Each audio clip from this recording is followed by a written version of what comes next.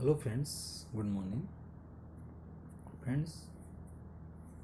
हम वीडियो के द्वारा लाइब्रेरियन के एग्ज़ाम की तैयारी कर रहे हैं फ्रेंड्स। उसमें आज हम कंप्यूटर के बारे में अध्ययन कर रहे हैं। कंप्यूटर की आधारभूत संरचना के बारे में अध्ययन कर रहे हैं फ्रेंड्स। उसमें आज का टॉपिक है पुस्तकालय स्वचालन हेतु सॉफ्टवेयर पैकेज। फ्रेंड्स, सॉफ्टवेयर पुस्तकालय सॉफ्टवेयर को समझने के लिए हम सॉफ्टवेयर का अर्थ समझते हैं। सॉफ्टवेयर क्या होता है फ्रेंड्स? क्लस्टर ऑफ प्रोग्राम्स होते हैं। सॉफ्टवेयर का मतलब क्या होता है? शाब्दिक अर्थ क्या होता है? क्लस्टर प्रोग्राम्स होते हैं फ्रेंड्स। इसके अंतर्गत विभिन्न प्रकार के कार्यक्रम को संकेतित किया जाता है। इस प्रकार लाइब्रेरी सॉफ्टवेयर के अंतर्गत पुस्तकालय कार्य को ध्यान में रखकर विभिन्न प्रोग्रामों को संकेतित किया जाता है। अलग कार्य करने के लिए अलग अलग सॉफ्टवेयर बनाए जाते हैं, जैसे रेल, बैंक, वायु सेवा आदि के लिए। फ्रेंड्स,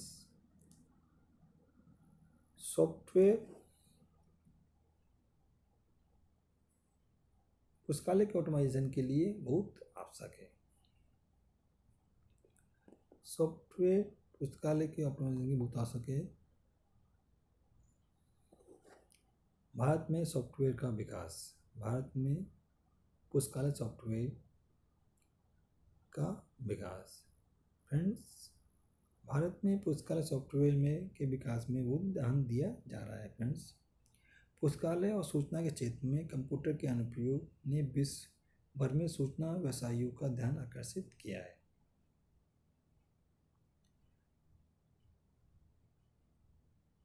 भारत में पुस्तकालय व सूचना के क्षेत्र में कंप्यूटर का अनुप्रयोग 1960 के दशक से शुरू हुआ, परंतु 1980 के दशक में इसमें तेजी आई।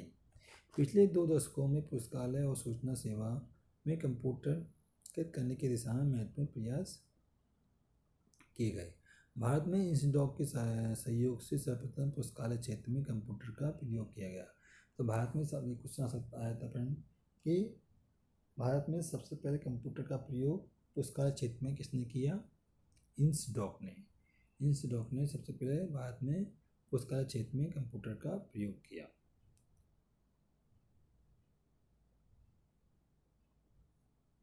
उन्नीस सौ साठ के दशक में IBM 1620 मॉड्यूल पर कंप्यूटर के लिए सॉफ्टवेयर तैयार किया, जिसे वैज्ञानिक पत्रिकाओं की संघीय सूची तैयार करने के लिए बनाया गया।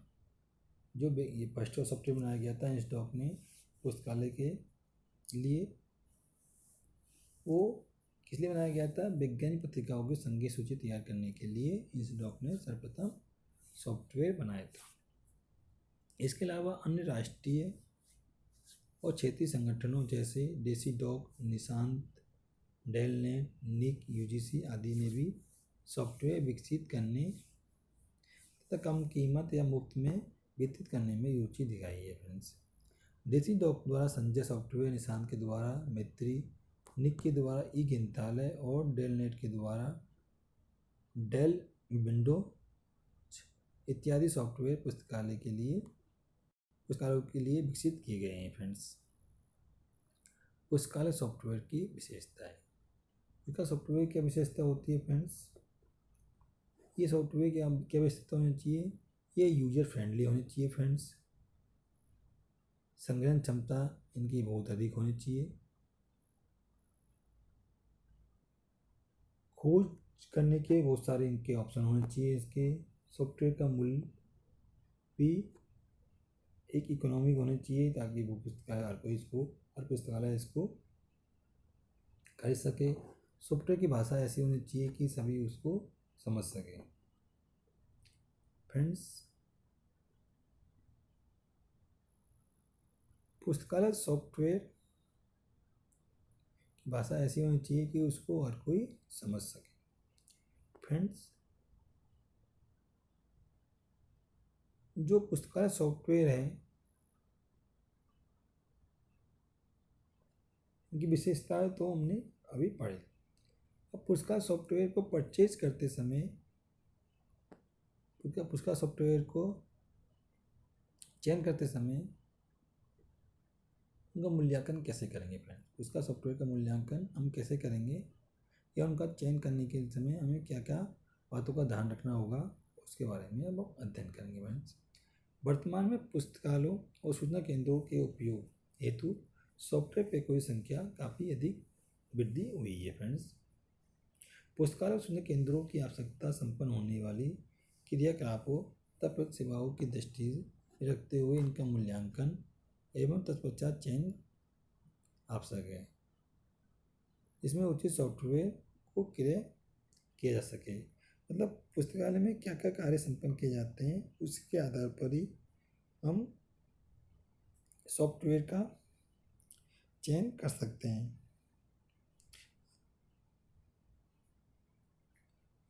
फ्रेंड्स, जो सॉफ्टवेयर है पुस्तकालय में संपन्न जो कार्य होते हैं उनके आधार पर ही हम सॉफ्टवेयर का मूल्यांकन व चयन कर सकते हैं फ्रेंड्स।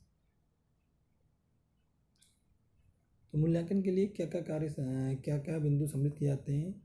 प्रायोजक अभिकरण से संबंधित जानकारी, मूल्यांकन करते समय में क्या क्या जानकारी आवश्यक होती है कि प्रायोजक अभिकरण से संबंधित जानकारी लेना हमें अत्यंत आवश्यक है। चयन करते समय मूल्यांकन तो हम जो कार्य होते हैं जो पुस्तकालय संपन्न किए जाते हैं उनके आधार पर मूल्यांकन करेंगे। मूल्यांकन और चयन हम सॉफ्टवेयर का करेंगे, किंतु उसके अलावा भी और जानकारी हमें होनी चाहिए सॉफ्टवेयर के बारे में। वो क्या है, प्रायोजक अभिकरण से संबंधित जानकारी। प्रायोजक एजेंसी जिसके अंतर्गत सॉफ्टवेयर का निर्माण वितरण आदि आते हैं उसकी गुणवत्ता व विश्वसनीयता का ध्यान रखा जाना चाहिए। प्रायोजक की अनुत्पादकता और उपयोगिता की सार्थकता का ध्यान रखना चाहिए। उच्च स्तरीय एकीकरण, पुस्तकालय की नित्य प्रतिदिन के कार्यों सेवाओं जैसे परिग्रहण, सूचीकरण, परिसंचयन, गहन सूची निर्माण आदि को कंप्यूटरगत करने हेतु सॉफ्टवेयर में अलग अलग मॉड्यूल बनाए जाते हैं। पुस्तकालय में इन समस्त कार्यों को शीघ्रतापूर्ण और सुचारू रूप और सटीक रूप से संपन्न करने के लिए समस्त मॉड्यूल के मध्य एकीकरण होना आवश्यक है, जिससे कि एक मॉड्यूल में सूचना का दूसरे मॉड्यूल में उपयोग किया जा सके। तीसरा, डाटा निवेश की सुविधा होनी चाहिए इसमें सभी सॉफ्टवेयर में जो हम चयन करें। पुस्तकालय कार्य में डाटा निवेश तथा डाटा नवीनीकरण की आवश्यकता निरंतर बढ़ती रहती है। सॉफ्टवेयर पैकेज में नए प्रलेखों से संबंधित डाटा निवेश करने और नवीन तथ्यों को जोड़ने और कमियों को सुधारने तथा आवश्यक डाटा को हटाने की सुविधा भी होनी चाहिए फ्रेंड्स। इस प्रकार सॉफ्टवेयर का हम पुस्तकालय के लिए चयन हम कर सकते हैं फ्रेंड्स। थैंक्स फ्रेंड्स, आपने ये सब टॉपिक को गौर से पढ़ा होगा। आपको इसमें कुछ एक ने दो क्वेश्चन हमेशा हर वीडियो में से आपको मिलेंगे फ्रेंड्स पेपर में। तो आप इन सब वीडियो को ध्यान से सुने, देखें और अपने दोस्तों को इनका अनुसरण करने के लिए सलाह दें फ्रेंड्स। थैंक्स। इसको सब्सक्राइब लाइक ज़रूर करें फ्रेंड्स। थैंक्स।